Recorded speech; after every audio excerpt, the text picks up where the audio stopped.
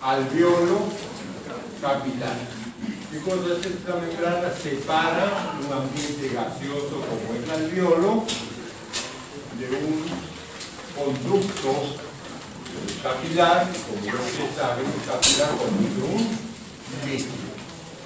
Entonces va a ser una pared que separa un medio gaseoso de un medio líquido.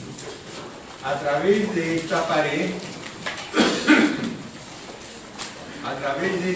se realiza un intercambio gaseoso. Este intercambio gaseoso es mediante el fenómeno físico de difusión. ¿No? El fenómeno físico de difusión. Aquí tenemos en este esquema, donde vemos el núcleo de la célula endotelial, y aquí está el endotelio, y aquí está el núcleo de la célula epitelial, que vendría a ser este que está afuera. Y como este gráfico muestra, hay una pequeña cantidad de colágeno, y en el resto no hay. Hay lo que vendría a ser el líquido intersticial. El líquido intersticial.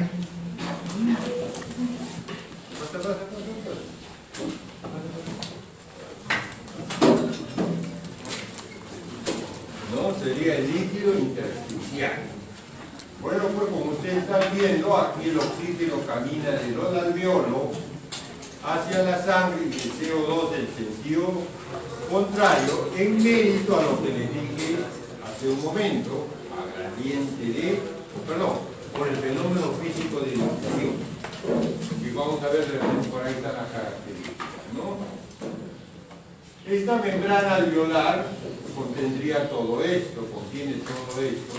Si nosotros damos el alveolo, el oxígeno recorre todo esto hasta llegar a la hemoglobina. ¿No? Repasa, señorita Belea, por favor. ¿Usted? Agua, epitelio celular, membrana basal, intersticio, membrana basal epitelial, endotelio capilar, plasma, membrana celular de la matriz, extracelular de la matriz. ¿No ven? Entonces el oxígeno tiene que recorrer toda esta vía. Toda esta vía. Por lo menos la molécula de oxígeno que va a ir ser transportada por la hemoglobina. La que va a estar soluble en el plasma, obviamente se queda en el plasma. ¿No? Eso es. Acuérdense cuando les dije que había dos formas de transporte de oxígeno en la sangre. ¿Cierto? ¿Te acuerdas? ¿Cuál?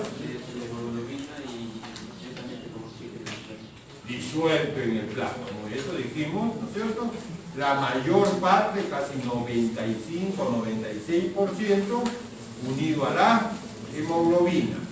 El resto disuelto en el plasma. Y el CO2 recorre el sentido contrario. El CO2... Sí, muy bien. ¿Por qué está en interrogación la membrana basal endotelial? Porque hay algunos autores que dicen que existen, pero la mayoría dice que no existe.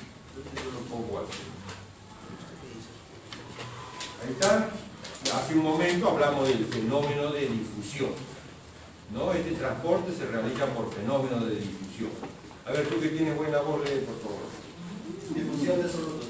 Fenómeno físico. Intercambio de compuestos químicos a través de una membrana semipermeable. Los solutos se mueven por gradientes de concentración. El movimiento finaliza cuando las concentraciones se igualan. No hay consumo de energía, es propuesto transporte activo. Muy bien. Entonces esa es la característica del fenómeno de difusión. ¿No? ¿Cuál es un ejemplo de transporte activo? ¿Cuál es el ejemplo de transporte activo?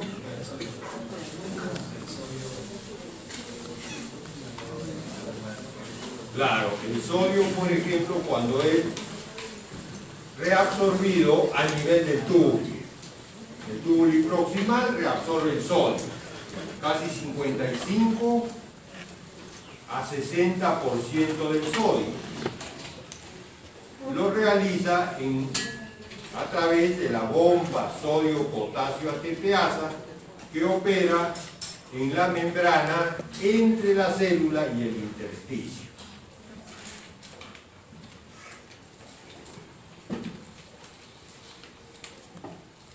Y aquí tenemos lo que habíamos dicho, el factor de coeficiente de solubilidad, ¿no?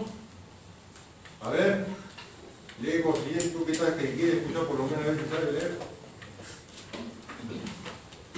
Los gases disueltos en líquidos corporales se vuelven a la sangre, tienen energía cinética y como en la fase gaseosa es directamente proporcional a la concentración. Sigue.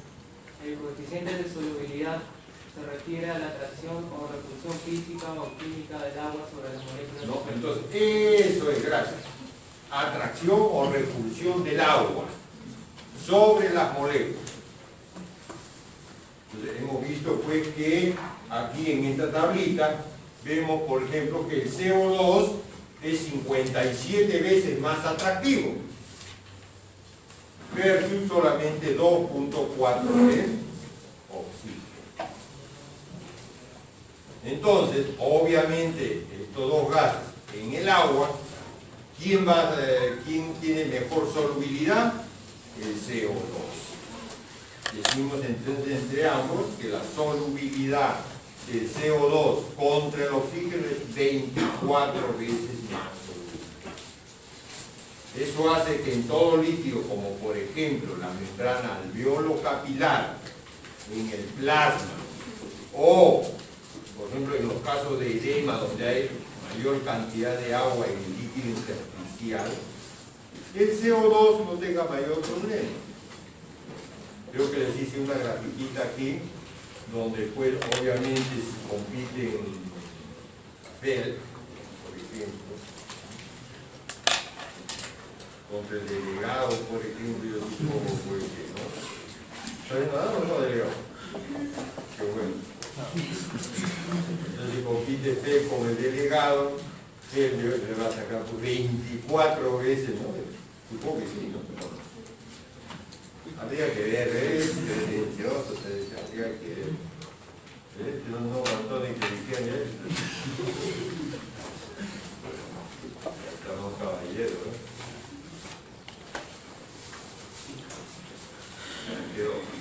Quiero la recta, por favor.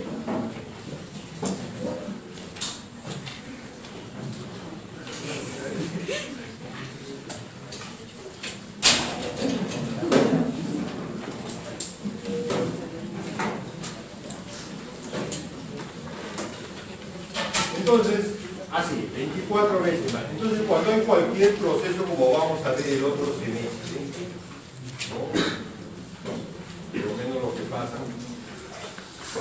el otro semestre, cuando veamos una enfermedad que se caracteriza por el engrosamiento de la membrana alveolo-capilar, la fibrosis pulmonar difusa. Entonces, como que si esa pared le aumentáramos más filas de ladrillo. Ladrillo, entre comillas, son más células. ¿De qué está constituido la célula? Fundamentalmente de agua. Entonces, si usted pone más paredes, está poniendo más agua. ¿Quién se ve con más dificultades para hacer esta pared que ahora es así de este grosor de casi pura agua? ¿No? El oxígeno, que tiene menos afinidad, o el agua, lo que es menos afinidad.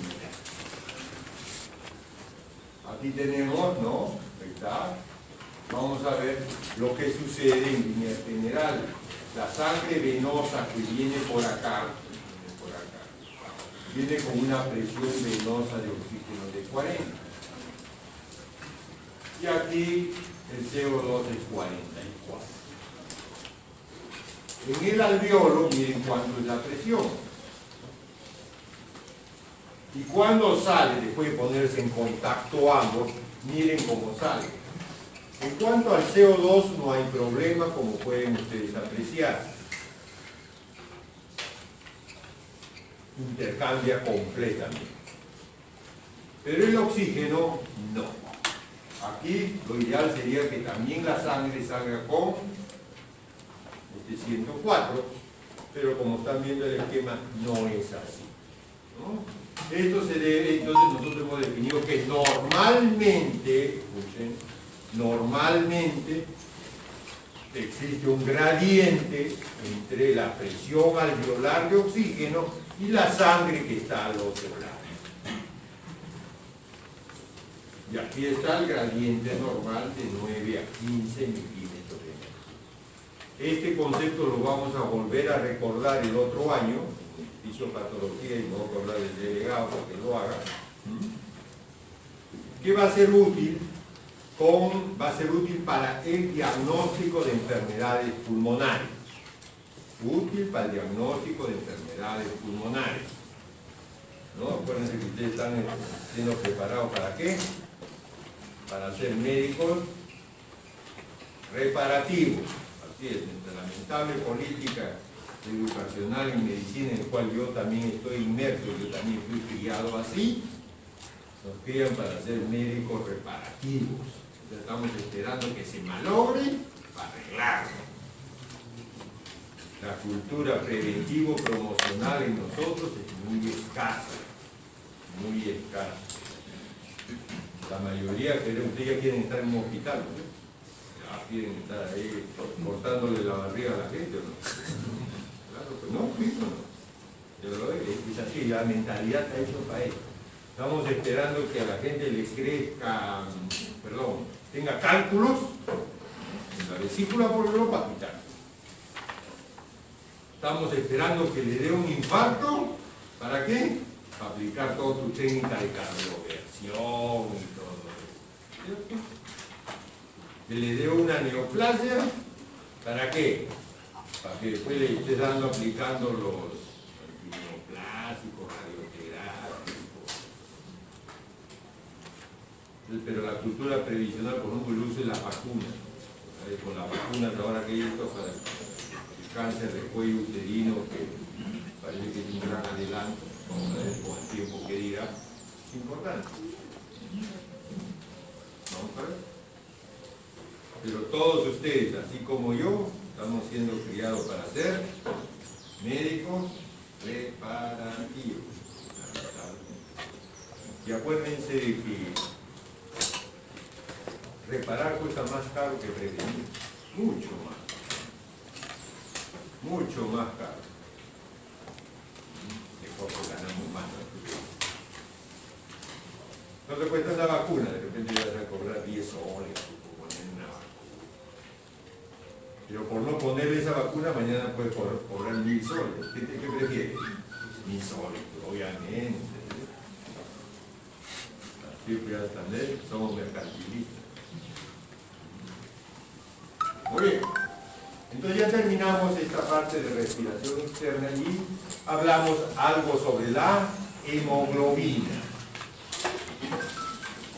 Hace un momento les dije que la hemoglobina se encargaba del transporte de casi el 95 al 96% del oxígeno que viaja en la sangre. La hemoglobina está compuesta por 4 subunidades, y cada uno está construido por el núcleo en 4 anillos tetrafibrólicos con núcleo de fierro central y una cadena de globina, ¿no? Una cadena de globina. Y hay varios tipos, alfa, beta y gamma, son las 3 cadenas normales que existen. Alfa, beta y gamma normales. Y aquí vamos a tener algunos conceptos que es importante para entender el transporte de oxígeno por la hemoglobina. El primer concepto es este de capacidad, que lo hemos llevado a compararlo con un balde del que tenemos en la casa. ¿Qué debemos recordar de la capacidad?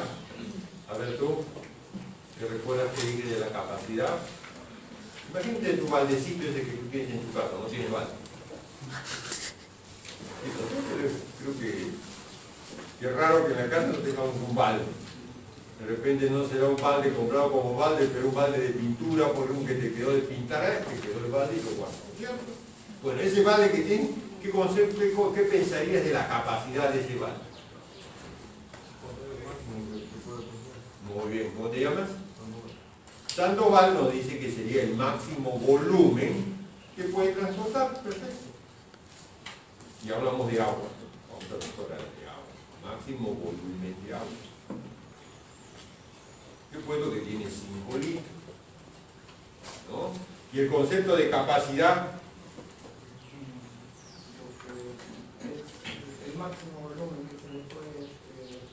la capacidad no, disculpa, contenido, disculpa, ¿el contenido qué sería? El contenido es el volumen que se puede llenar al recipiente Que se puede llenar. sin que necesariamente llegue a su máxima capacidad. Pero si tú dices que se puede llenar, ya medio que se puede, en español cambió el sentido, ¿no es cierto? Es el máximo volumen que se puede. Entonces sería capacidad. Que se puede. Yo diría, ¿tú qué dirías? Caballero, ¿sí? Puede llevar, Lo que está llevando, no lo que puede, pues. ¿No es cierto?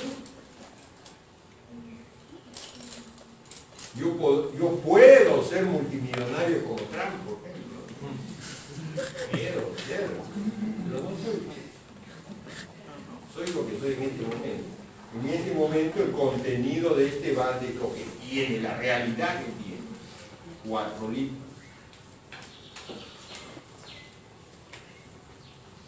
Entonces aparece este concepto de cuánto está siendo ocupado. Entonces ya viene a ser una relación porcentual de saturación. Y aquí tenemos, cuando les dije, cuando el contenido disminuye. Es lo mismo, le dije la comparación como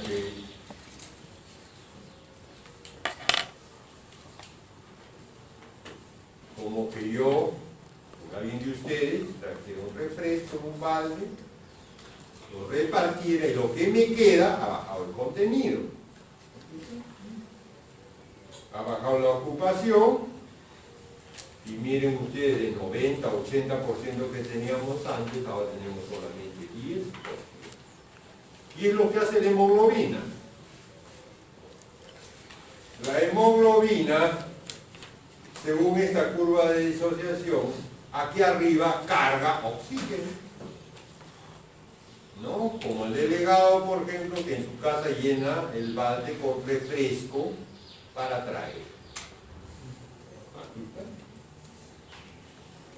Si la gente está en reposo, como estamos todos acá, de repente el consumo del refresco que gentilmente nos está ofreciendo, con medio vasito suficiente, no me des, no necesito, gracias Dios. Pero si todos estuviéramos en este punto, de repente este balde va a ser, entre comillas, insuficiente, lo que trae el delegado. Y quiero decirle con esto que dependiendo de la actividad muscular, el consumo va a ser más o menos. ¿Está claro? Es lo que sucede cuando, como por ejemplo los que están afuera, los que he dejado ahí atrás, hay uno que está echando aire porque se han venido corriendo, el incremento de la actividad física hace de que los músculos, ¿qué hacen? Incremente su consumo de oxígeno y su producción de CO2. Su producción de CO2. Eso es lo que pasa. Ahí tenemos esta rayita que aparece aquí abajo. Viene a ser, tú que estás en negro ahí cerca de la columna, ¿qué cosa viene a ser esta rayita que está acá? ¿Ves que está acá esta roquita? Ahí desapareció y ahí apareció.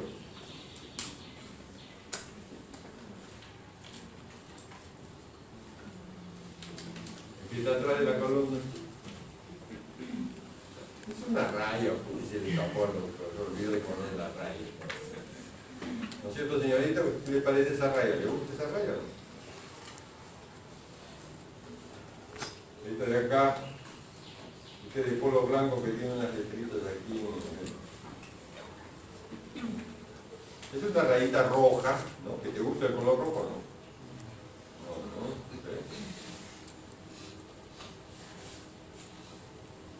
Y a ver qué dice esta señorita que está acá, señorita. Usted, por favor. ¿Qué es esta rayita? Es la cantidad de oxígeno que ha quedado. Es la cantidad de oxígeno que ha quedado, ¿no? Que ha quedado en el balde. Claro, la cantidad de... ¿Alguien sabe? Oxígeno disuelto en sangre. Claro, es el oxígeno disuelto, exacto. ¿Lo dije o no lo dije? Si me está que me entiende todo su transparencia, que por aquí. ¿Para qué no va a dar todo? Si con lo que he dado no pueden.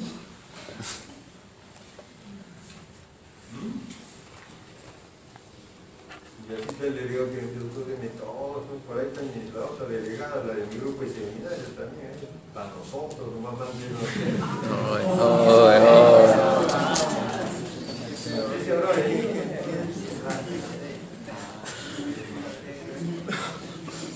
así quiere todo. Entonces, ¿cómo te llamas? Jonathan. Jonathan, como muy bien dijo Jonathan, esta línea roja representa la cantidad de oxígeno disuelto.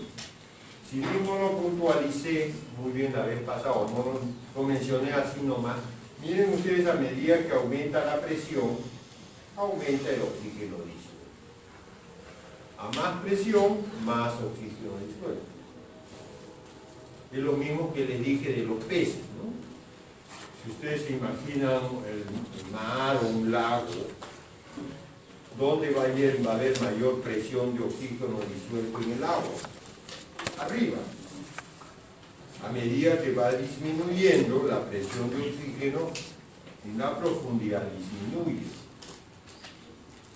Como el oxígeno es vital para todos los animales, incluyendo los peces, bueno, según el proceso de adaptación del mundo, la evolución, hay peces que están acostumbrados a respirar una determinada cantidad de oxígeno y estos están muy cerca de la superficie. Son seguramente los comestibles. Pero otros, que inclusive actualmente se están descubriendo, ¿no? Que tienen aspectos hasta estéticos, están casi en la profundidad, 1000, 2000 metros sobre el nivel del mar, donde la cantidad de oxígeno es muy escasa, muy escasa, y sin embargo viven de ello. Muy bien. Entonces tenemos ahí, ¿no? Entonces esta curva se va a caracterizar porque tiene esta forma, y la zona de acá, esta zona que es casi horizontal, es la zona de asociación, donde se caracteriza que las variaciones de la presión, miren, de 100 a 90, baja 10 unidades, la saturación solamente baja 0,5. Cuando baja de 10 a 70, o sea, baja 30 unidades la presión de oxígeno. ¿Cuánto baja la saturación? ¿Cuánto a 70? 94 a 97, casi solamente 3. Porque la curva en esta zona es casi horizontal.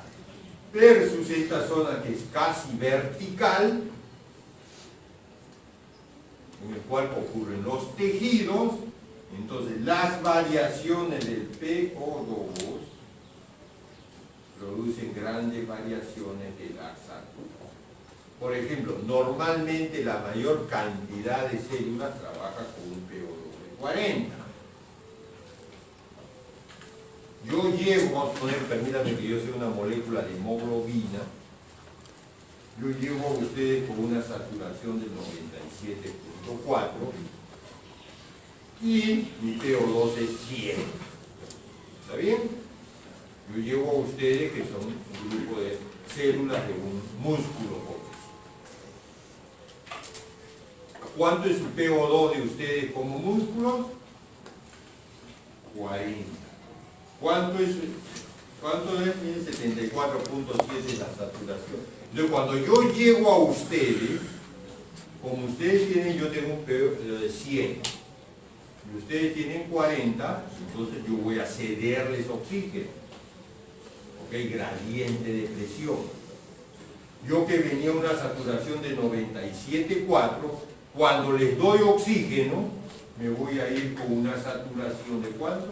De 74,7. O sea que me voy casi, miren, casi como regresé. Disminuido solamente un 25% más o menos de mi oxígeno. Pero vamos a suponer ahora que ustedes han venido corriendo. Este grupo muscular que vamos a suponer que es el cuádriceps, ¿no? Como antes de subir la escalera, viniendo y todo, consumido más oxígeno.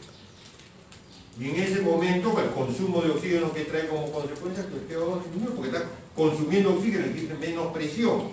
Vamos a suponer que tu presión de este músculo bajó ahora a 20 y tu hemoglobina, mire, de 74 ahora deja 32. O sea, miren cómo ha variado de reposo 74 a 32. ¿Cuánto deja más de oxígeno? ¿Cómo deja más? Y si el ejercicio es más intenso, entonces miren la mayor cantidad. Entonces vamos a suponer que alguien de ustedes lo persigue después que un perro, ¿no? Porque persigue el serenazgo, por ejemplo. Entonces, miren, tu hemoglobina que viene con 97.4 y cuando tú estás en plena viada ahí corriendo, tu PO2 de tu músculo baja ¿a cuánto? A 10. Mire cuánto de oxígeno le dejo, de 97 a 9, casi le dejo 90% del oxígeno que estoy dando. ¿Está más claro? ¿Sí? Siempre pregunto sobre esto. Siempre te viene una pregunta sobre esto. Le digo para que usted no recibe un examen. El examen te lo voy a dar 3 horas antes. Te va a pasar por correo. En la mañana del examen, a las 6 de la mañana, te estoy pasando el examen.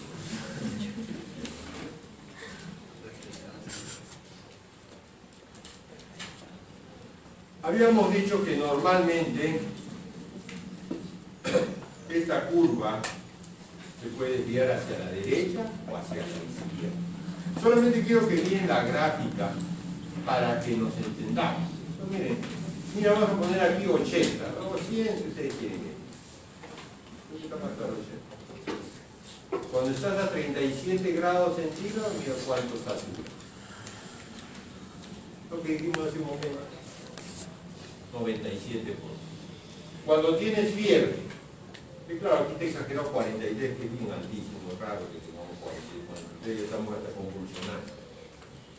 Los niños a veces pueden llegar a 43, ¿no? Bueno, lo voy a mencionar, por ejemplo, a veces, ¿por qué llegan a 43?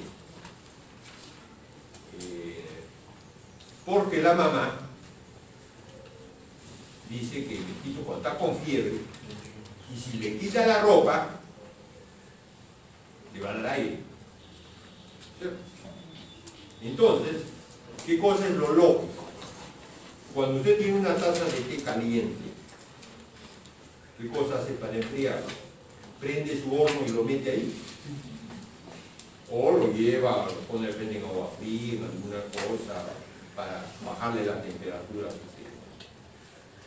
Si el chiquito está con fiebre 38, 39 por una reacción obvia de infección o no sé qué, si usted lo abriga, para que no le dé aire, el día que no se sabe qué cosa es el aire, pero no le dé aire, es como meter esa taza de té caliente al horno, prende su horno y lo mete ahí para que enfríe. ¿Va a enfriar o se va a calentar más? Obviamente se va a calentar. Entonces los chiquitos, muchos de ellos, no sé cuántos muchos, pocos, muchos, no sé, llegan en emergencia empaquetados y con estas frazaditas pues, que existen ahora de este material que cómo se llama, que calienta, ¿cómo? Polar, los polares, eso que es material sintético. Es como hornear al chiquito. Cuando llega ya con 46 convulsionando.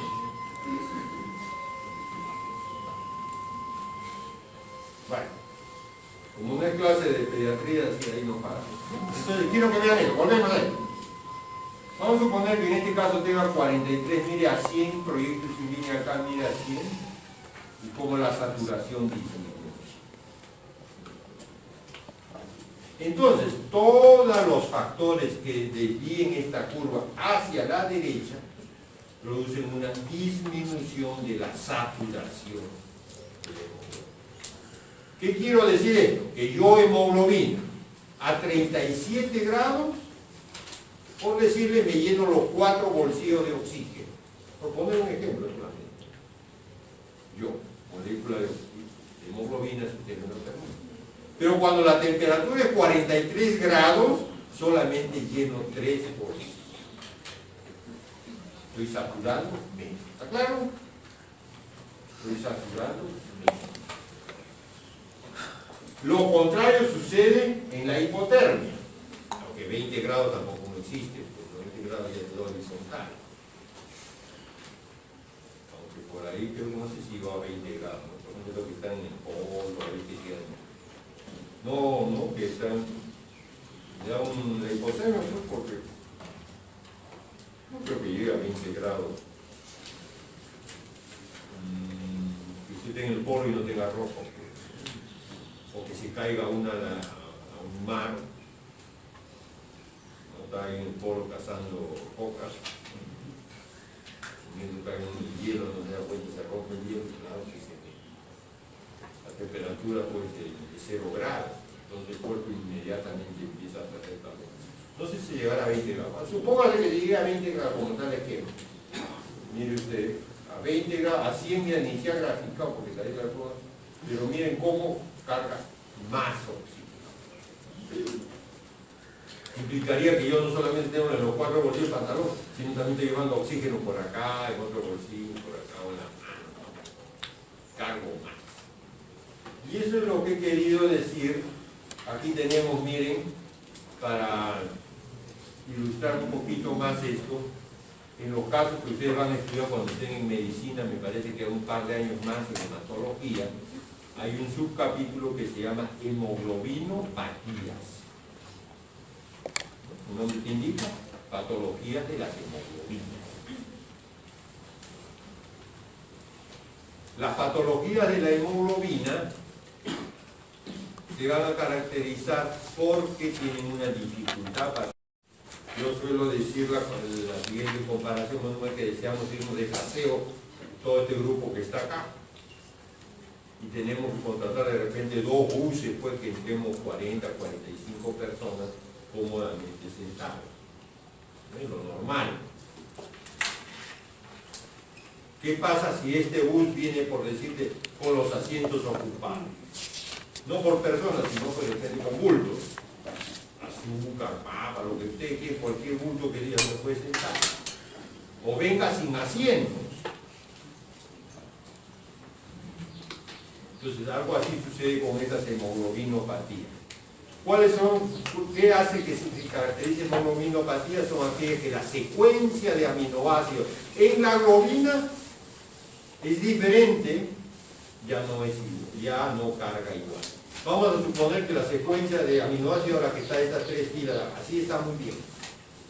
Así es una hemoglobina A, por decirle, de estas 3 filas. Vamos a suponer que, ¿cómo se llama? Milagros sale. Falta un aminoácido. O cambiemos a Milagros con, ¿cómo te llamas? Con Carolyn. Ya no es. Ya esta hemoglobina ya no se comporta igual. O sea, por decir, cambiamos una metionina por una lisina. O además, ella se pone, intercambian las 2 de asiento. Ya la secuencia no es. Entonces, antes se habían descrito las hemoglobinopatía con letras del abecedario. Total que ahora ya se acabaron las letras del abecedario, que han aparecido más con la T. Entonces se están aplicando nombres de ciudades donde aparecen.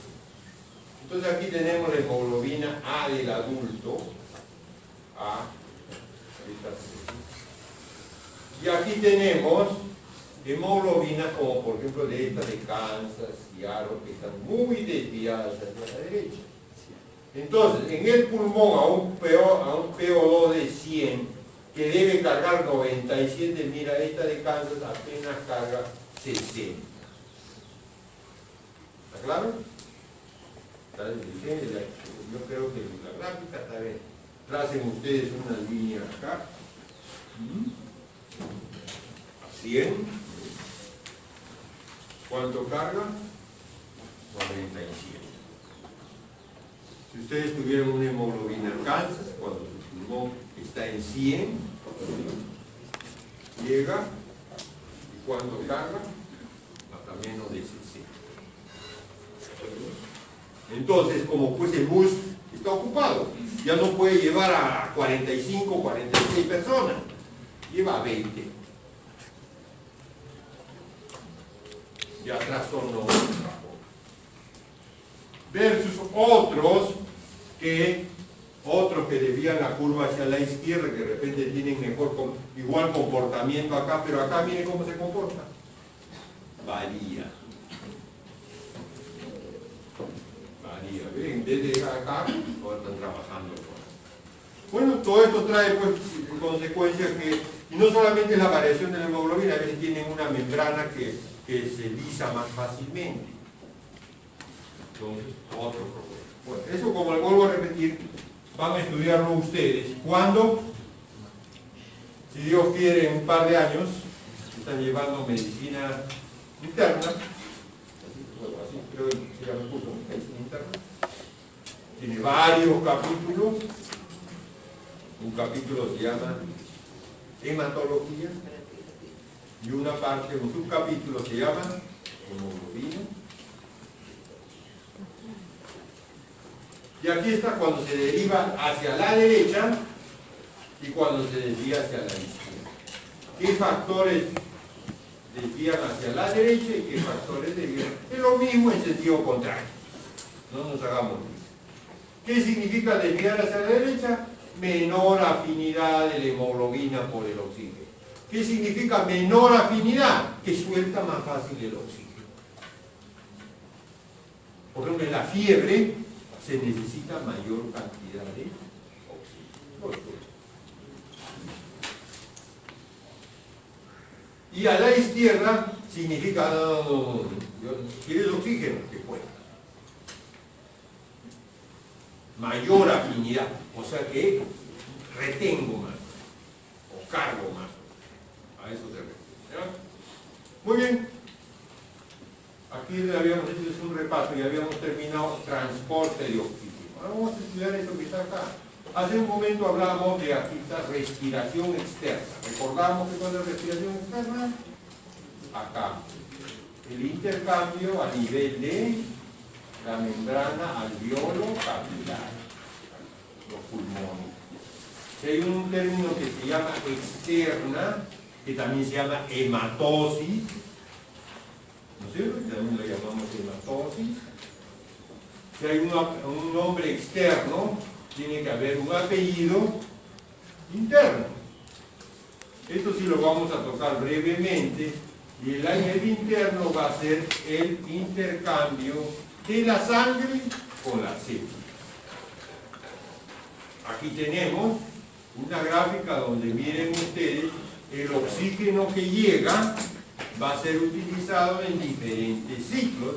Uno de ellos es en el ciclo de en líneas generales, no saque plumón, creo que... Gracias.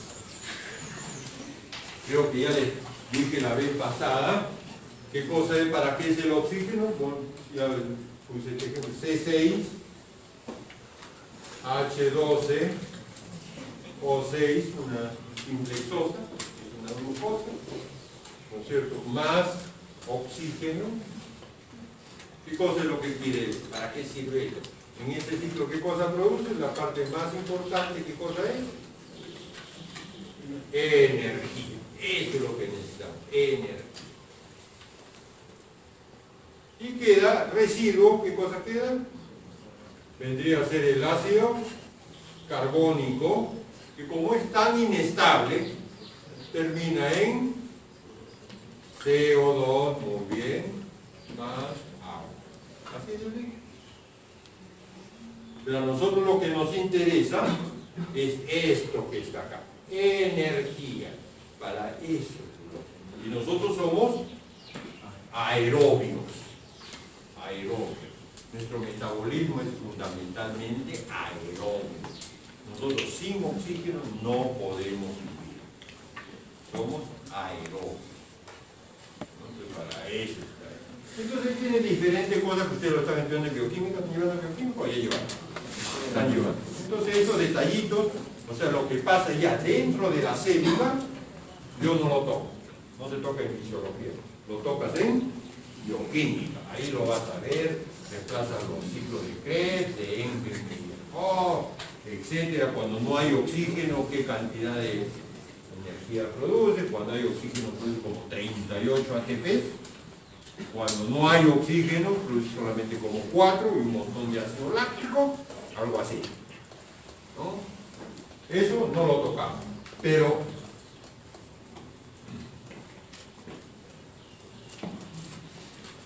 este intercambio, porque sucede acá entre capilar, entre la sangre, el plasma, la hemoglobina, el intercambio con las células, vamos a llamarlo respiración interna. También es otro intercambio gaseoso.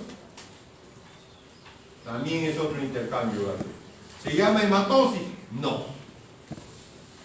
Porque hematosis tiene el sentido de cargar oxígeno y dejar CO2. Ese es hematosis. Aquí ya se al revés. Se deja oxígeno y se carga CO2. Por lo tanto, aquí no, el nombre hematosis no cambia. Muy bien, ahora vamos a ver qué pasa con este elemento que se ha formado. Aquí está, transporte de oxígeno y equilibrio ácido.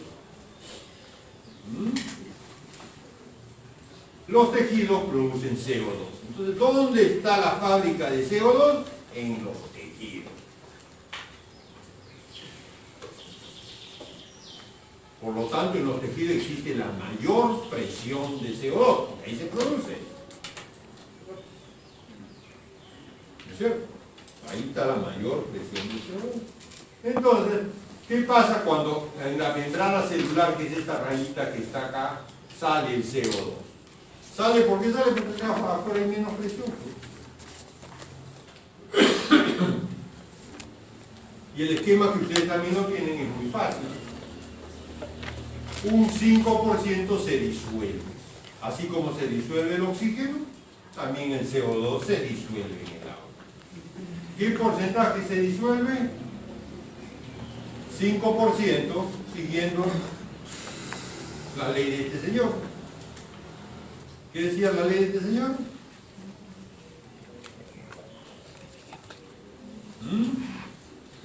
Hace un momento lo leyó. La solubilidad de un gas en el agua. La ley de Kemp. 5%. ¿Qué pasa, miren, con el 1%? 1%, miren, se une al agua formando ácido carbónico, que en esta oportunidad se descompone en un hidrogenión y ion bicarbonato. Como este hidrogenión alegremente no puede estarse paseando libremente, tiene que ser amortiguado y ahí está el proceso de amortiguación. ¿Cuánto sufre todo este proceso? Otro 5%. 5 más 5, 10. ¿Qué pasa con el 90% de CO2 que se forma en el organismo? Pasa a la otra membrana. ¿Qué membrana es esta? Aquí está el intersticio. Y aquí ¿qué está? El intravascular. ¿Esta membrana cuál es? El capilar, o sea, el endotelio capilar. Y va a pasar a la sangre. 90%. Ahora vamos a ver qué pasa con la edad. Intersticio y plasma, aquí está la membrana, el endotelio capilar. Vamos, ahora quedamos dentro del eritrocito. ¿Qué pasa con este CO2 dentro del eritrocito? Otro 5% se disuelve, siguiendo esta ley. ¿Qué es esta ley? A ver, ¿qué es esta ley? Esto de casaca negra. También perdido, ¿no? Ahorita lo ha dicho, ahorita lo ha dicho.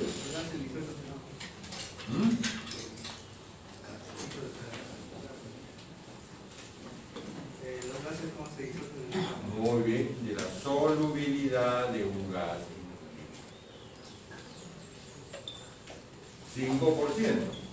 Miren, 32% se une al agua. CO2 más agua. Y en el anterior esquema solamente era 1%.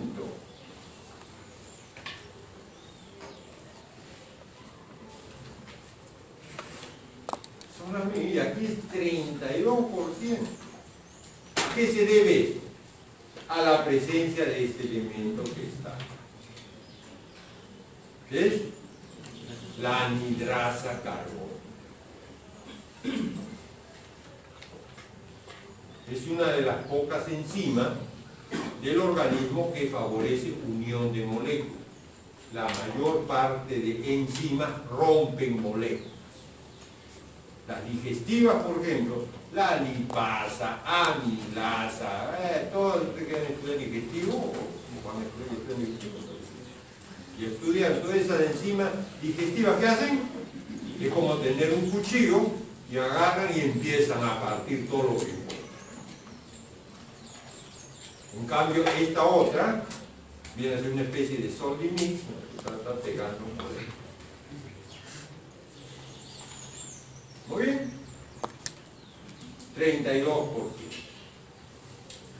Aquí les pido disculpas, me salté, pero vamos a ver otra vez. Vamos a ver.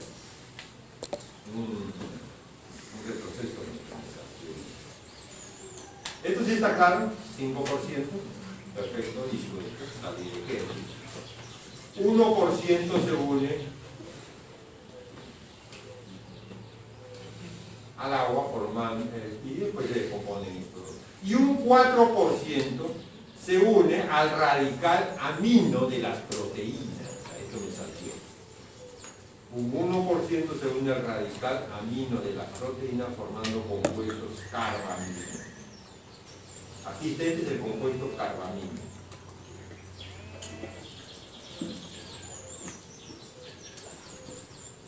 Entonces, 5% se disuelve, 1% con el agua y 4% forma compuestos carbaminos.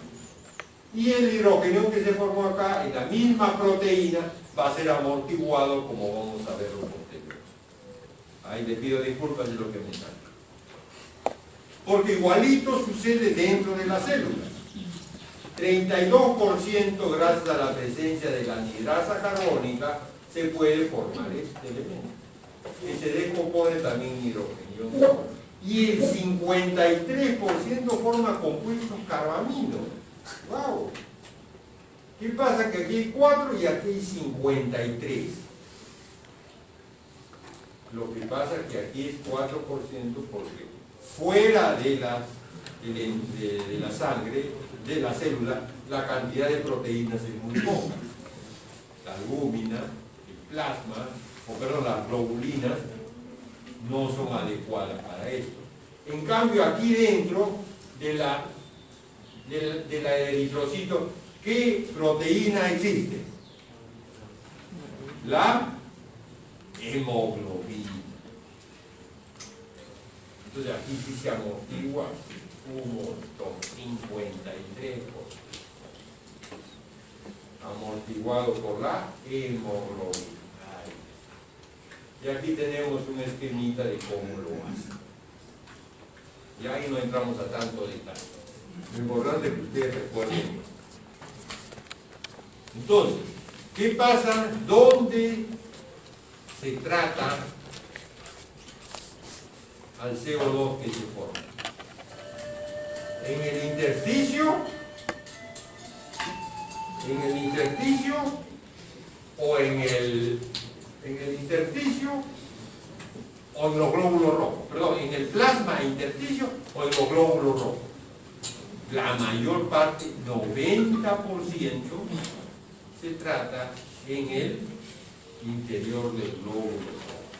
Ya sea, como les vuelvo a repetir, por la presencia de la hidrasa carbónica y por la gran cantidad de proteína que viene a ser la hemoglobina. Es muy fácil. ¿Cuánto es tu cantidad de hemoglobina? A ver, un caballero. Tú que estás con tu mano acá. ¿Cuánto es tu cantidad de hemoglobina? 15.5 gramos por kilo. Mira, 15.5 gramos por decilitro. 15, pues voy a escribir, ¿va? Es bueno escribir. 15.5. Vamos a escribir. 15.5 gramos por decilitro. Tú mismo. Proteínas totales, ¿tú cuánto tienes? No recuerdo. ¿Alguien sabe? 5.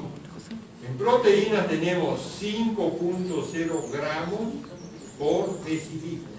3 veces más proteína dentro de los hematíes que fuera de los hematíes. ¿Cuál es la proteína que está dentro de los hematíes? La hemoglobina.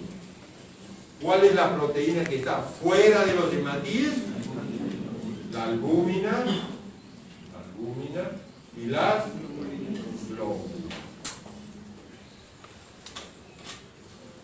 Entonces, con razón se explica esto, ¿cierto?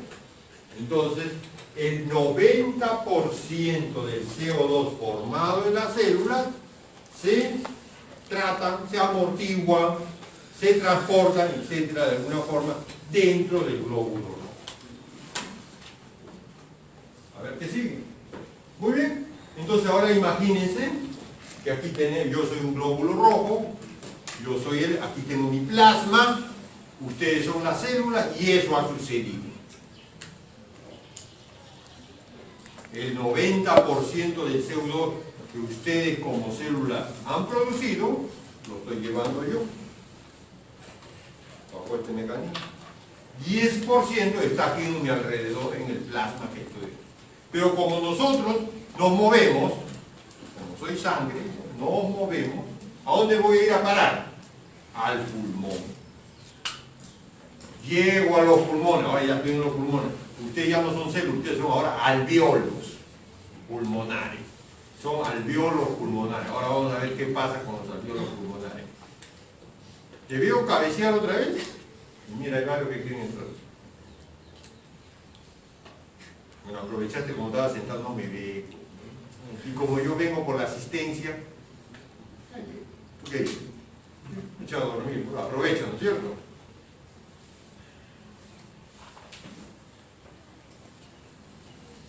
Entonces ahora, como vuelvo a repetir, ya caminé, ahora estoy frente a ustedes, que son alvéolos. ¿Qué va a pasar ahora conmigo frente a ustedes? Que son alvéolos. ¿Ok? A ver, vamos a seguir. Creo que... Ahí está. Pero antes de eso me salté. Antes de eso, cuando estaba yo frente a ustedes que eran células, el bicarbonato que se forma es intercambiado por cloro. El bicarbonato que se forma se intercambia por cloro. Esto se llama la bomba de cloro. ¿Vale? Ahora sí creo que pasamos nosotros. Ya estamos, ahora estamos al revés. Eritrocito, yo, que estaba llevando el 90% de células, ¿qué va a pasar?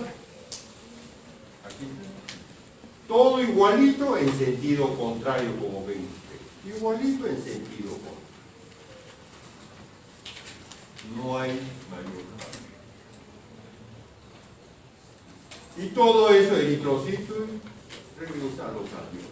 O sea, lo que hice yo, permítame, serio, glóbulo rojo, más el plasma que me rodea, hice con ustedes cuando eran células, lo que ya les describí. Cuando me voy a los alveolos, ahora ustedes son alveolos, ocurre igualito, pero en sentido contrario. Entonces, ahora ustedes que son alveolos, yo les doy un montón de CO2, ahora ustedes ven qué hacen con el CO2. Es un problema. ¿Está bien? ¿Qué hacen con el CO2? Obviamente lo tienen que enviar por las vías aéreas para botarlo al atmósfera. Ahí está. Esto da lugar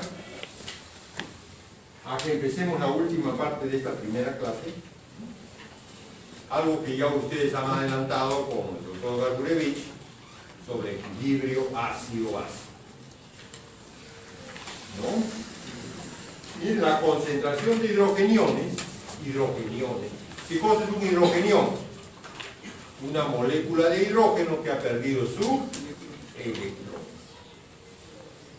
¿Cuánto es la concentración? Miren, 40 nanoequivalentes.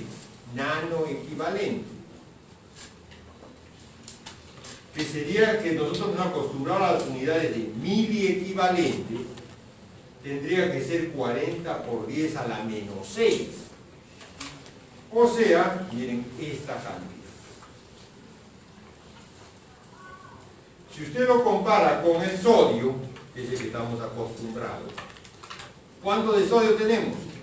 140 mil equivalentes. ¿Cuánto de esto? Es como, creo que aquí está, como que tú tengas un bolsillo 40 soles y en el otro tengas 140 millones de soles. Obviamente si alguien que tiene eso no está caro, porque con 140, yo tampoco por si acaso, con 140 millones de soles tú estaría pues donde en el Caribe, tendría un yate, ¿no? De repente comiendo caviar, no sé pues, ¿qué estaría haciendo? ¿Tú te imaginas qué estaría haciendo? Menos escuchando a Walter Ross, ¿sí o no? No, ya, menos escuchando a Walter Ross. Pero tan importante como esto, que sería para nosotros, y para otros estudios, tan importantes son estas dos cantidades que están acá. Porque cuando usted está siendo preparado para solucionar los problemas de esto de acá, si no lo sabe solucionar, se muere el paciente. A pesar de la mísera cantidad que existe. Así como también como el paciente se muere porque tiene poco sodio, mucho sodio. El paciente se muere porque tiene mucho hidrogenio o tiene poco hidrogenio. Se muere. Y es el manejo que tienen que tener ustedes. Entonces Sorensen, este señor, aplicó este término de pH, lo definió como el logaritmo negativo de la concentración de hidrogeniones. Si la concentración de hidrogeniones es esta cantidad tan baja, a usted va a poner ahí, miren cómo se dice, sale que el término pH es 7,4. Con este rango de variación que está acá, ya sea en la arteria, sangre arterial o en el extracelular. Entonces, según el pH, ¿qué cosa es? Ligeramente ácido, ligeramente alcalino, o neutro, o ácido, o neutro. Ligeramente alcalino. Ligero. Y mire el rango de variación, ¿eh? Son centésimas los grados de variación. Centésimas.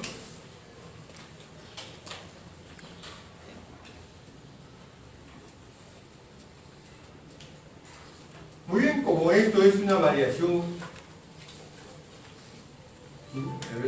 la variación es en centésimas, entonces el organismo trata de que esta variación se minimice, no se presente.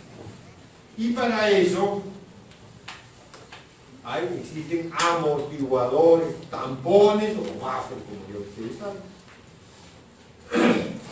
¿Qué cosa es esto? A ver, fuerte, señorita, usted de chompa blanca. Químicamente es la mezcla de un ácido débil y su respectiva sal. Muy bien. Químicamente es una mezcla de un ácido débil y su respectiva sal. Sigue. Evita grandes variaciones del pH cuando en una solución se incrementa o disminuye la concentración de hidrogeniones o oxidrilos. Muy bien. O sea, en una solución, que es el líquido plasmático, el plasma, el líquido intersticial, ocurre una variación de hidrogeniones u oxidrilos, trata que este incremento de hidrogeniones u oxidrilos no afecten demasiado los cambios de pH. Aquí tenemos, miren, vamos a suponer una sal, vamos a ver qué pasa, miren, una sal, bicarbonato de sodio, un ácido fuerte, este ácido clorhídrico forma una sal neutra y un ácido débil que viene a ser el ácido carbónico que se descompone en CO2.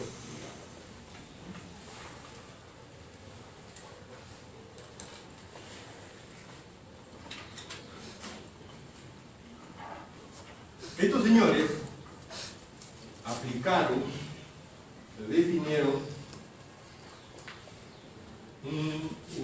dedujeron una ecuación que aplicado para el sistema tampón bicarbonato es el que voy a describir. Pero ustedes no necesitan aprenderse todo esto, escúchenme un ratito y luego decir qué cosa es lo que tienen que recordar. Esto por lo menos no todavía. ¿Qué cosa es pH según cuando aplicamos la ecuación de Henderson y Hasselbalch al sistema tampón bicarbonato? Vuelvo a repetir, aplicamos la ecuación de Henderson y Hasselbalch al sistema tampón bicarbonato. ¿Qué cosa viene a ser? pKa más logaritmo de la concentración de bicarbonato de sodio entre el ácido carbónico. El ácido carbónico. A ver, ese de la esquina que está ahí con gorro. ¿Es esto? ¿Qué es esto?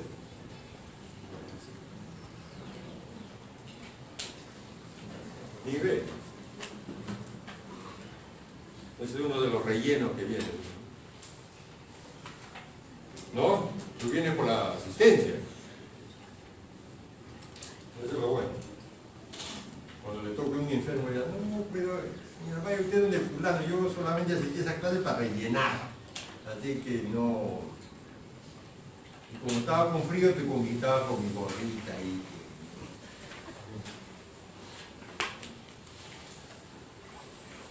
Eso es lo bueno que tienen.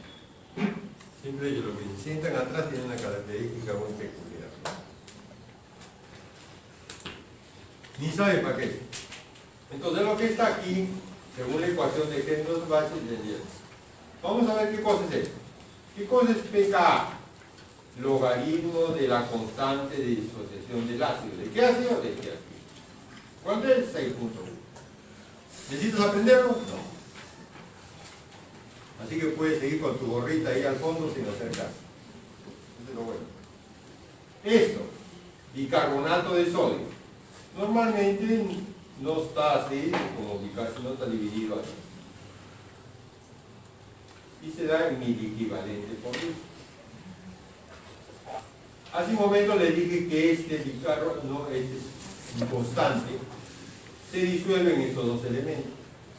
Entonces lo que vamos a tener aquí fundamentalmente es CO2. Que se da en miliequivalente. Entonces vamos a hacer un reemplazo de la ecuación esta de que está arriba por estos valores que están aquí. Decíamos que el pKa es 6.1 para el ácido carbónico. Logaritmo de la concentración del bicarbonato. Hemos quitado el sodio.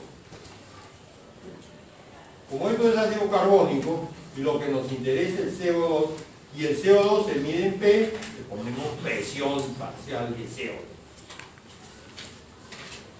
Y aquí le metimos otro numerito que tampoco tienen que aprenderse. Yo lo pongo porque tienen que entender de dónde va viniendo. ¿De qué viene esto? Viene de lo anterior. Que mientras el numerador esté en miliequivalente por litro, el denominador está en milímetros de mercurio. Entonces este numerito, ¿qué cosa hace? La equivalencia. Es como si tú me dijeras, ¿cuánto mides? 1,79 m. ¿Y tú cuánto mides? 5 pies, como dicen los gringos, ¿no? 5 pies, no sé exactamente cuánto mides. Te voy a poner una cantidad, 5 pies, 3 pulgadas. ¿Quién es más alto? No sabe. Tienes que tener una equivalencia, tienes que saber cuánto es un pie, cuánto es una pulgada. Lo multiplicas y puedes decir, no, él es más alto o él es más bajo. Entonces aquí, como en una ecuación que es una igualdad, tenemos que hablar el mismo idioma. Entonces este numerito, que tampoco tienen que aprendérselo, significa esa equivalencia internacional. Muy bien, ¿qué más sigue? Tenemos todos estos elementos y se sale desarrollando 7.4 lo que teníamos en su momento. Pero de todo esto, ¿qué cosa interesa? A ver, aquí está. Este 6.1 lo anulamos, hemos puesto una X, no se ve muy claro la X. La función logarítmica, sé que son mejores matemáticos que yo, no altera la proporcionalidad entre este y este, no altera también la quitamos. El 00302 también se lo quitamos. Y nos vamos a quedar con esto. Esto es lo que sí quiero que recuerden. Esto. ¿De dónde nace esto? Pues ya no está escrito. Esto nace de aplicar la ecuación de Henderson-Hasselbalch al sistema tampón bicarbonato. ¿Y por qué al sistema? También se aplica a los otros tampones, ¿no? Pero nos referimos fundamentalmente al sistema tampón bicarbonato porque es el principal amortiguador del extracelular. Es el principal amortiguador del extracelular, el sistema tampón bicarbonato. ¿Está claro? La albúmina también amortigua, pero es muy importante. El fosfato de la sangre, el sulfato que hiciste también puede amortiguar, pero no es importante. El bicarbonato es el principal amortiguador. ¿Está bien? Entonces, ¿de dónde sale esta proporción? Bueno, para que escuchen la vida del fondo, que todavía creo que sigue durmiendo. Aplicar Henderson y Hasselbalch. Ayúdalo. Al sistema tampón bicarbonato, que es el principal tampón extracelular. Eso no hay que repetir. Lo mismo que te digo yo es esto. ¿No? A ver, el de fondo, ¿qué cosa he dicho? Repite.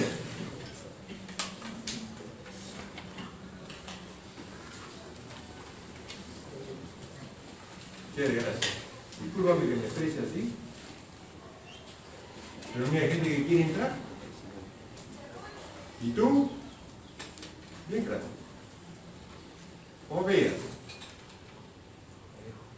Fuerte. Vallejo. Vallejo, muy bien. Muy bien, Vallejo.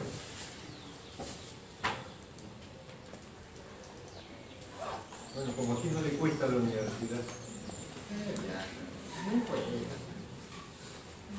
Y si me suben un sola la matrícula, creo que nunca me pagan la película. Uy, hace huelga, ese primer está tirando piedras. Y si fuera de una universidad privada, bueno, pues la de mi papá, porque quiere que esté yo acá y ya no quiere estar. ¿A ti te obliga tu papá a estar acá, Vallejo? No. Entonces, ¿qué haces acá?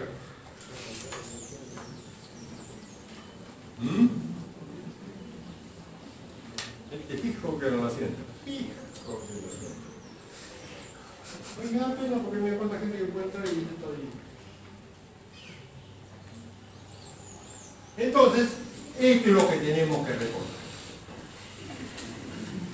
¿Y qué es esto? Señorita, usted está con la chalineta roja ploma. ¿Qué es esto? ¿Ah? Todo este conjunto, ¿qué cosa es? ¿Ah? Una ecuación. ¿Esto indica que es una ecuación? Es una equivalencia. Una proporción. ¿Se llama equivalencia? La verdad que no sé. Yo le pido disculpas. Yo le entiendo que es una proporción. Porque vamos a decir que el pH es directamente proporcional a la concentración de bicarbonato e inversamente proporcional al PCO2. No creo que sea directamente equivalente. Por lo tanto, no suena. ¿No es cierto? No suena. Equivalente y es igual. Porque yo diría que el pH es equivalente al bicarbonato, diría que es igual, y no es igual. Entonces el término equivalente no es. Creo que me doy la razón. ¿Tú qué dices, señorita? ¿Tengo razón o no? ¿De qué estoy hablando? De lo que significa la proporción de equivalente. A ver, repite entonces. el pH es la proporción del bicarbonato contra la presión de CO2. ¿Así he dicho? Repítelo. Es directamente proporcional a la concentración de bicarbonato e inversamente proporcional a la presión parcial de CO2. Perfecto. El pH es directamente proporcional, Vallejo, a la concentración de bicarbonato e inversamente proporcional al fuerte. Uy, esta necesita la paella misma. E inversamente proporcional al PCO2. Inversamente proporcional. Y entonces vamos a tener aquí, vamos a suponer que mantenemos constante el PCO2. Mantenemos constante el PCO2. ¿Qué pasa cuando el bicarbonato aumenta? El pH aumenta. Si aumenta más, aumenta más. Eso encontramos como directo. Aquí tenemos lo contrario. Disminuye el bicarbonato, disminuye el pH. Eso se llama directamente proporcional. ¿Sí o no? ¿Sí o no? ¿Sí con seguridad o no? Hay otro que está haciendo documentando. ¿Y tú qué eres? ¿Arriba o está mal? Fuerte, gracias.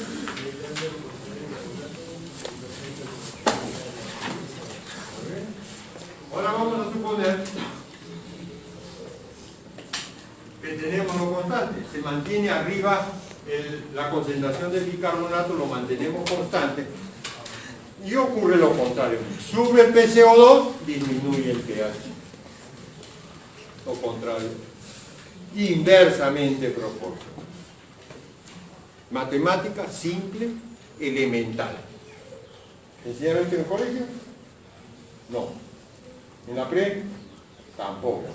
Pero si no te enseñaran ni uno ni otro, por lo menos aquí aprendes.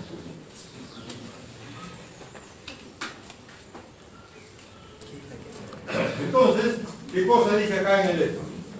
¿Qué es compensación?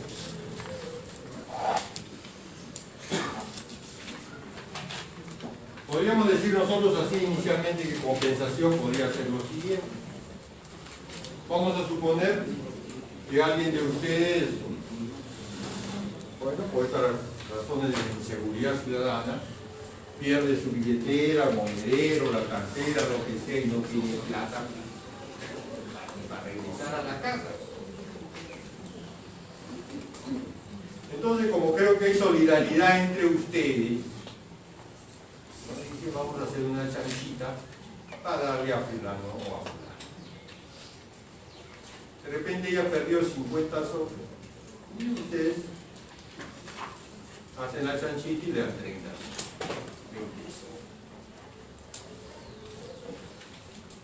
¿No? En el caso de esta persona, ¿está compensando en algo? Sí, está compensando. Por lo menos con los 20 soles ya alcanza, tiene pasaje para el pasaje hoy día, tiene para almorzar o alguna cosita y para el resto de la semana, porque sí. ¿No? Solidaridad. Pero en el fondo, ¿qué cosa es lo que quiero yo? Es compensar. Definitivamente es compensar. Muy bien. Entonces, ¿qué es compensación en ácido base? A ver, yo no sé leer muy bien. A ver, sigue la señorita que está atrás de la de Chalina Blanco Cromo. Fuerte. Procedimiento mediante el cual los amortiguadores o tampones tratan de minimizar la variación del pH, consecuencia de los cambios en la concentración de bicarbonato o de la presión parcial de CO2. Muy bien, bien. Procedimiento mediante el cual los amortiguadores o tampones tratan de minimizar la variación del pH. Vamos a ver cómo sucede eso. En líneas generales, la compensación no se pretende que el pH vuelva a la normalidad. Ustedes como médicos mañana más tarde van a ayudar en esta compensación. Y uno de sus principios va a ser no volverlo a la normalidad. ¿Cuánto es normal el pH? 7.4. El número redondo 7.4. Tenemos a un paciente que tiene 7.2. Bueno, hasta ahora tiene 7.2 es muy grave. Ustedes, con esto que dicen, no pretenden llevar a 7.4. Llévenlo a 7.35 de repente. 7.34. Ahí ya mejoró mucho. Con 7.2 tiene la probabilidad de problemas cardíacos, paro cardíaco, fibrilación, etc. Con 7.34 ya casi está normal, porque el rango es 7.35. Entonces llévenlo a 7.34, 7.32. De repente echan demasiado y se pasan al otro lado. Entonces lo que se trata es que no se pretende que vuelva a la normalidad. Y por último, como está escrito en verde, el paciente debe salir de la zona de peligro. Contra más extremos sean los valores, más peligrosos estamos. ¿Está claro? Más al extremo, estamos más peligrosos. ¿Cuántos amortiguadores existen? Ahí está. En el extracelular, y lo he subrayado, el bicarbonato. Por eso que la deducción anterior era la aplicación de la ecuación de ¿quién? De Henderson y Hasselbalch al sistema tampón bicarbonato, que es lo que hemos deducido. Al sistema tampón bicarbonato, que es lo que hemos deducido. ¿Se lo entiende?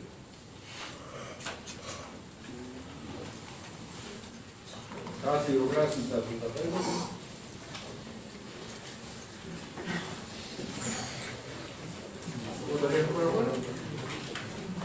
Ah, pero la asistencia, eso cuando va a bioquímica le pide una respiración.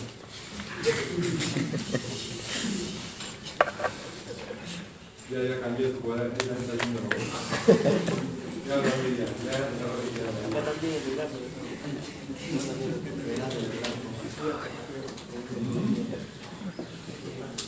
ya lo vi ahí.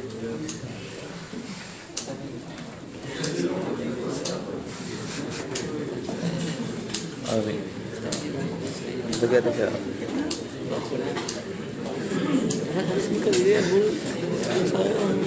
A la hueva. Ah, lo de Bravo ya está ya. Mientras vaya grabando, prestas atención para que se te quede. Vale, Cuando hermano, vayas vas a hacer. grabando, prestas atención para que se te quede escribiendo. Los videos sí hago eso, por eso No veo te vas a 2 o 3 veces, Me creo. falta que me digan, pues no, yo tengo la capacidad de escuchar a usted y también estudiar el otro. Ahora es posible que ella me lo diga. En la evolución de las especies, en líneas generales, que el hombre pues era cazador, primero recolector, era nómade, y estructura de las tribus, generalmente en esa época el hombre fijaba la casa. Entonces, con el pasar de los años, en líneas generales, el hombre desarrolla mejor el instinto de orientación, ¿no? Porque antes no había alguna cosa tenía que ser marcar con una piedra, marcar un árbol, ¿sí? Para poder regresar. Entonces, en base a eso, el hombre desarrolla mejor la capacidad de orientación. Y como siempre ha sido y que debería ser hasta ahora, la mujer se quedaba pues en la casa cocinando, atendiendo a los chicos. No me mires así, pues debería ser así, pues, opinión personal. Pues.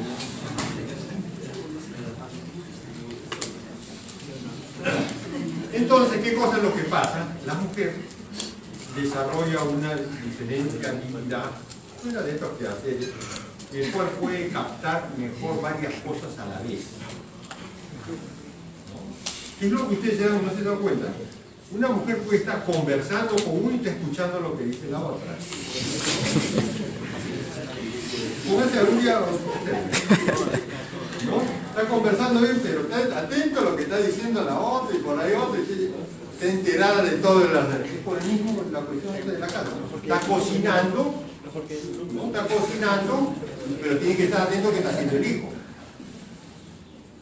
¿No? Y esto se desarrolla evolutivamente. Ahora pues, ¿cómo se le ponga? ¿Villanueva? Vallejo. Estará orientado ahora, en mi oficina está orientada. Pero la niña que está acá, no, ella no, por favor. Yo lo estoy escuchando, pero también tengo que estudiar esto. Ese es lo bueno, ¿no? Lo que pasa es que no me ha salido a dar la respuesta adecuada.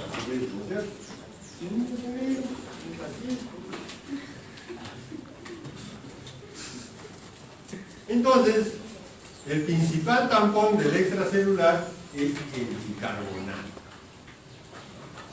¿Cuál es su apellido, señorita? ¿Su apellido?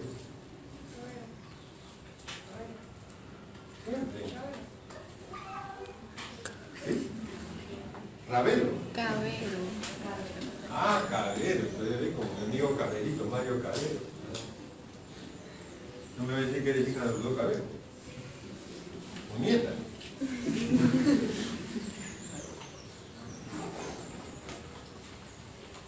Y también en el intracelular, también tenemos amortiguadores. Los amortiguadores intracelulares son estos: las proteínas y los fosfatos. Las proteínas y los fosfatos. Muy bien. ¿Dónde se encuentran cuáles son las proteínas? Las que hablábamos hace un momento. Dentro del glóbulo rojo. ¿Cuál es? La hemoglobina. ¿Esto qué cosa es? ¿Dónde está? Dentro del glóbulo. ¿Y dónde se encuentra la mayor cantidad de fosfatos en el organismo? A ver, Cabero, tú que estás estudiando bioquímica, ¿dónde? No, él tampoco no sabe ni chicha ni limonada, no sabe ni respiración, ni sabe bioquímica. ¿Dónde se encuentran? En los huesos. El fosfato de calcio forma parte de la estructura fundamental del hueso. El fosfato. Bueno, aquí tenemos esto. Hemos hablado fundamentalmente del bicarbonato, por eso que lo he subrayado. Entonces vamos a hablar meramente del sistema tampón bicarbonato. Vamos a suponer que el problema se inicia aquí, dice inicio, aumento del CO2, que es lo que estamos tratando nosotros. Por alguna razón el cuerpo empieza a retener CO2. ¿Qué va a pasar con el pH cuando este aumenta? El pH disminuye, porque la proporción es directa o indirecta. Indirecta. ¿Qué cosa hace el sistema de compensación? En este caso, ¿quién maneja el bicarbonato? ¿Qué va a hacer el riñón? Retener más bicarbonato. ¿Para qué? Para que el pH suba en algo. Y ustedes ven que no son las flechitas del mismo tamaño, ¿no? Con eso quiere decir de que no se pretende que se llegue a igualar. Lo contrario sucede cuando por alguna razón botamos más CO2 del que deberíamos. Si este disminuye, este aumenta. ¿Qué tiene que hacer el riñón? Ahí está. Eliminar bicarbonato por vía urinaria. Ahora, el mecanismo de reabsorción o secreción de bicarbonato, no lo menciono yo porque eso lo estudian con Carlos Levich, porque es parte de fisiología renal. Es la otra parte que complementa, porque si yo hablo de pulmones y él ya habló de riñones, entonces tiene que haber tocado esto. Aquí tenemos, pero ¿qué cosa es lo que pasa con la compensación del bicarbonato? Demora. Yo siempre digo, para tener una idea, cuando el pulmón tiene que compensar una cosa, es como un conejo. Y el riñón cuando lo tiene que hacer es como una tortuga. ¿Está claro? El pulmón es como una liebre, un conejo, y el riñón como una tortuga. Entonces, ¿cuánto demora en compensar? 48 a 72 horas. O sea, 2 días a 3 días. Por eso cuando ocurre un disturbio, por un estado asmático, si alguien de ustedes tiene asma, el cuadro se desarrolla en 15 minutos, 20 minutos, media hora y ya está con el problema. Y empieza a retener CO2. ¿Y el riñón en cuánto tiempo va a actuar? En 2 días todavía. En 3 días. Es como que yo necesito dinero urgente ahorita y tú me dices, te traigo en 3 días si quieres. ¿O no? Algo parecido. Entonces, miren ustedes, demora. Entonces va a haber un momento agudo y un momento posterior cuando ocurra, ¿no? ¿Qué produce cuando hay una baja de CO2? Miren ustedes. Vasoconstricción cerebral, disminución de flujo sanguíneo cerebral. Como ustedes tienen esta diapositiva cuando estudien para el examen, que supongo que siempre estudian solamente los estudian para examen, yo también he sido alumno con ustedes, estudiamos para el examen, que no debería ser así, pero lamentablemente es así. Hagan esto, ¿cómo podemos barrer CO2? Haciendo esto, a ver en la casa y empiezan a marear. Hay casos patológicos que si se presenta, llega a emergencia con esto. Llega con esto. Cuando cae el PCO2, el pH sube. Y en contraposición el pH, ¿qué cosa hace? Disminuye el calcio iónico.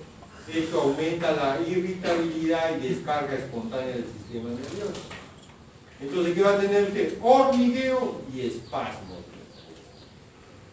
Claro, que usted voluntariamente se pone a respirar como lo he hecho yo ahorita, no va a llegar a tener espasmos musculares, no va a poner, porque solito va a parar.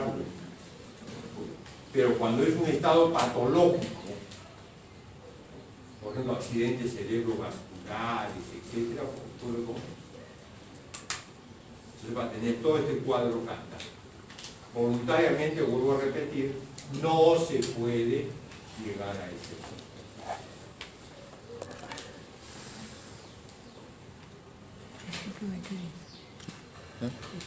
¿Cómo actúan las proteínas? Ya vimos cómo actúa el bicarbonato. Deficiencia de CO2. ¿Cómo actúa el bicarbonato? ¿Cómo actúan las proteínas? Muy fácil. Las proteínas tienen 2 polos, el polo amínico y el polo carboxílico en el punto isoeléctrico. Vamos a ver qué pasa en un medio ácido. En medio de este medio ácido se ha producido 4 hidrogenios. ¿No? Se ha producido 4 hidrogenios. ¿Qué pasa con estos hidrogeniones? Miren ustedes, aquí son cogidos por el polo carboxílico.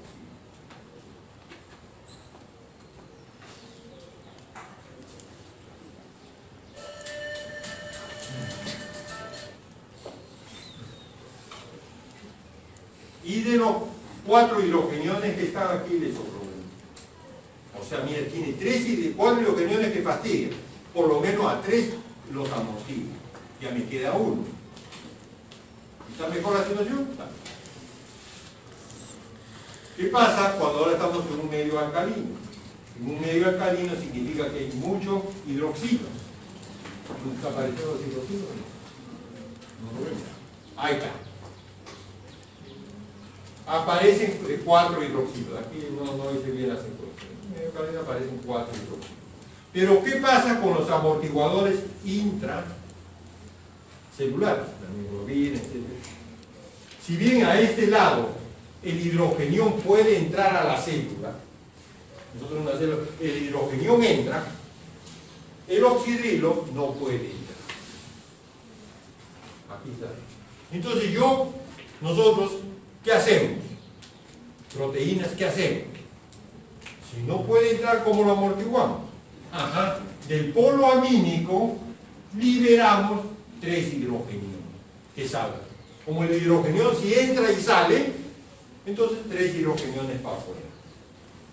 Y estos 3 hidrogeniones van a amortiguar a 4, formando 3 moléculas de agua y dejando ya un solo hidrogenión. ¿Está claro? Vuelvo a repetir, creo que entramos al descanso un ratito. Si esta es la membrana celular, nosotros somos globinas, entonces, cuando hay mucho hidrogenión afuera, como el hidrogenión entra fácilmente, entra. Yo agarro mi polo, ¿qué? Carboxílico amínico. El polo carboxílico, cojo 3. Lo que pasó acá. Ahora ya no hay H de hidrogeniones, ahora hay oxidrilo. Pero el oxidrilo no lo dejo entrar. ¿Cómo ayudo yo? De mi polo amínico libero hidrogeniones. Como el hidrogenión entra y sale, suelto para allá, para que amortigua afuera, forma, miren, ¿qué forma? Agua. Forma agua. Bueno, algo parecido.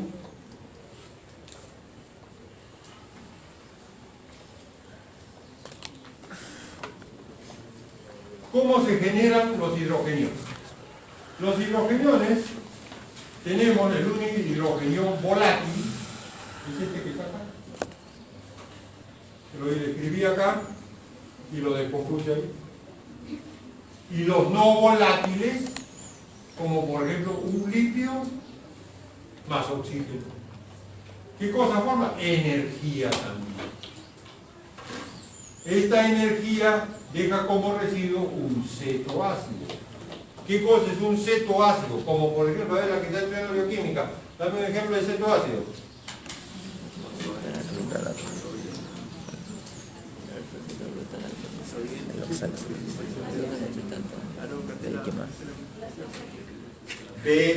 Beta hidroxibutirato, cetoacéticos son. Bueno, no, yo no sé ni la fórmula. Por eso que le he puesto un préstamo. ¿Para qué voy a poner la fórmula si no vale la pena saber la fórmula? Lo que importa es esta combinación. Este es un ácido. ¿Quién le da la característica ácido? El hidrogenio. Entonces, este hidrogenio es el que tenemos que amortiguar.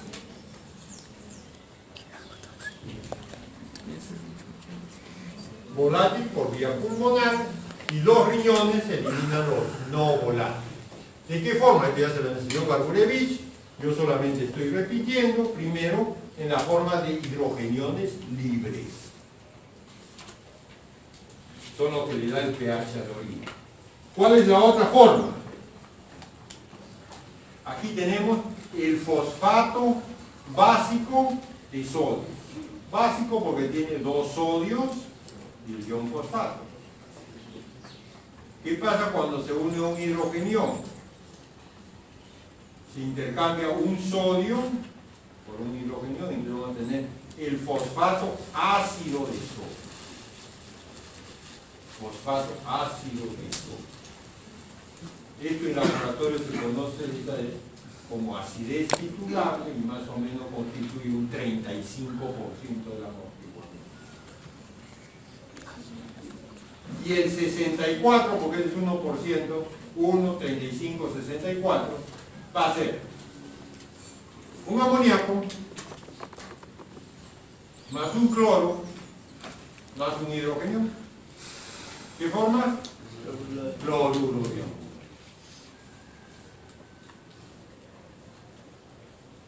Se acabó.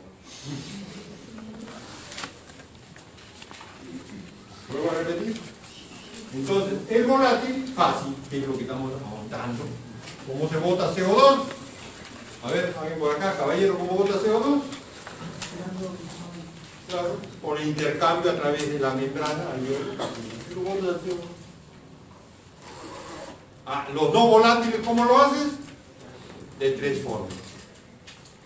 1% libre, el hidrógeno libre.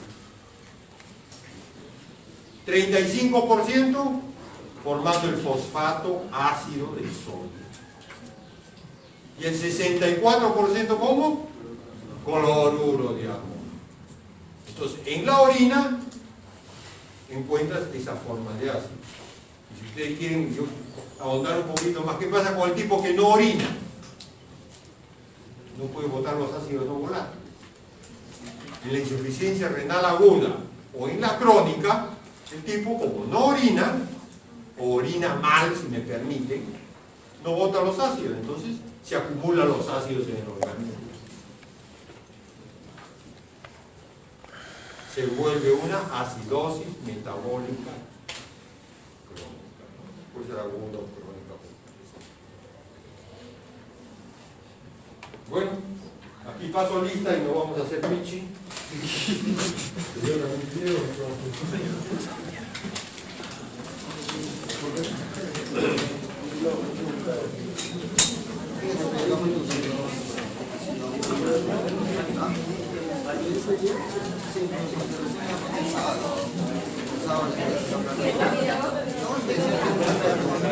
¿Tienes cargador pollo? Ah, sí, sí.